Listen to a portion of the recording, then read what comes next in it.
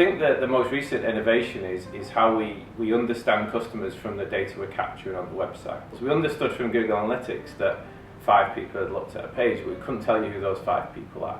So a lot of the recent innovation that we've been able to help them with is we capture a lot of data about our customers on the website, and because of kind of big data or bigger analytical systems that we can use, we use Amazon Redshift in the cloud, we can start to understand the customer's behaviour, but we can actually understand specific customers, and we can start to try and understand, okay, well, what's the context that person's working in?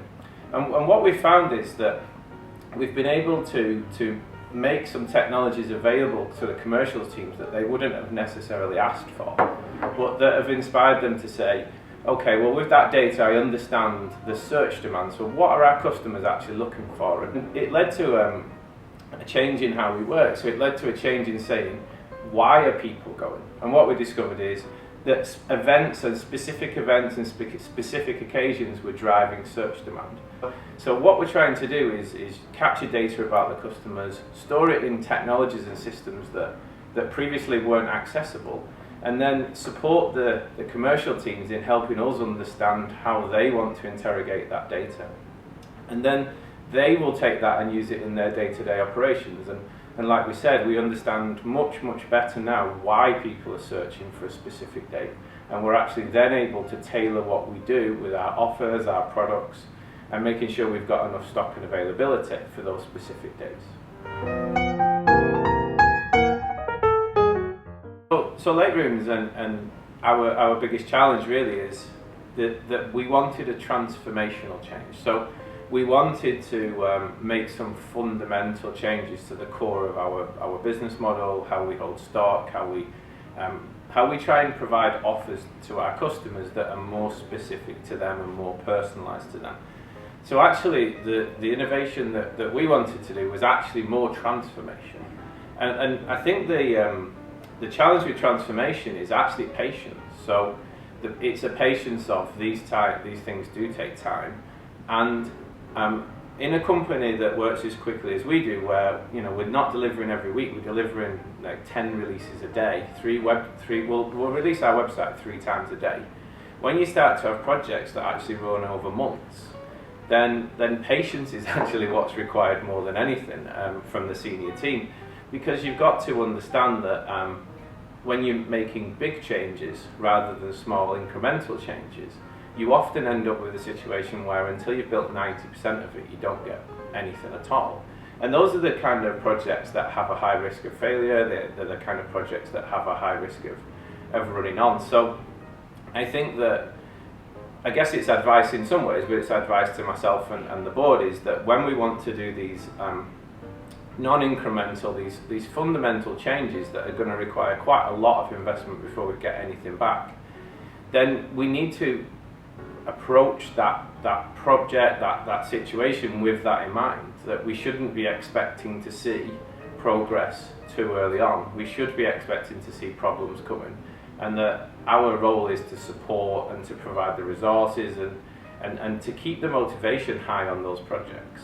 I think that's a really important part of our culture, that we have some real speedboats, the guys who are kind of releasing 2-3 times a day, put a change in, put it live, put a change in, put it live.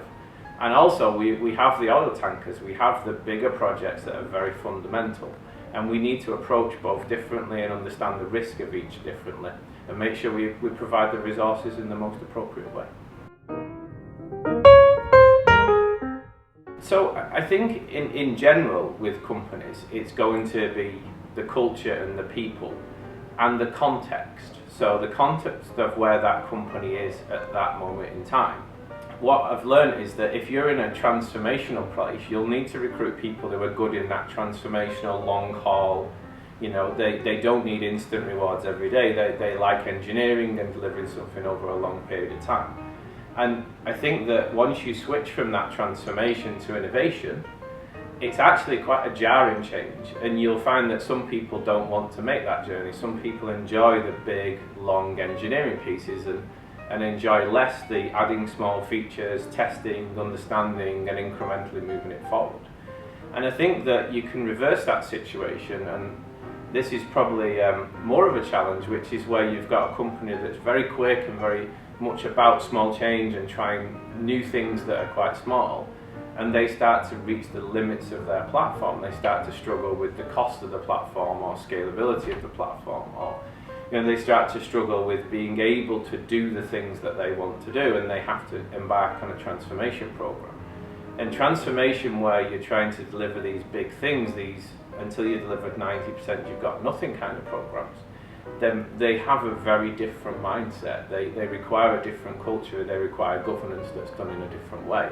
And for me, that is always going to be the challenge, hopefully over the next 5 years, hopefully over the next 10 years, is the context of where the company is in its journey or what it's trying to achieve is always going to require a different blend of people, a different set of processes and a different type of governance. And for me, that's always going to be the challenge as a CIO or CTO, is spotting the context we're in and making sure that we get the right people for that type of transition.